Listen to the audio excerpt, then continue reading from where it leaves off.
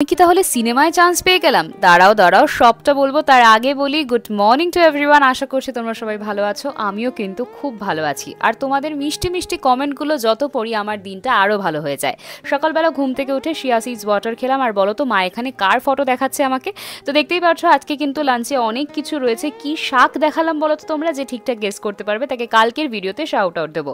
তারপরে মায়ের সঙ্গে চলে এলাম ছাদে। মা আমাদের উচ্ছে গাছে কটা উচ্ছে হয়েছে দেখানোর জন্য প্রচন্ড এক্সাইটেড ছিল তোমাদের সকলকে। মা কিন্তু তোমাদের সকলকে আমার ফ্যামিলিরই একটা অংশ মনে করে, তাই মা কিন্তু প্রচন্ড এক্সাইটেড থাকে আমার দিনের খুঁটিনাটি সবকিছু তোমাদের সকলের সঙ্গে শেয়ার করতে। তো দেখতে পাচ্ছ তারপর আমি শ্যুটটাকে কমপ্লিট করে নিলাম। কেমন লাগছে আমাকে এই ফ্রকটা পরে অবশ্যই জানিও।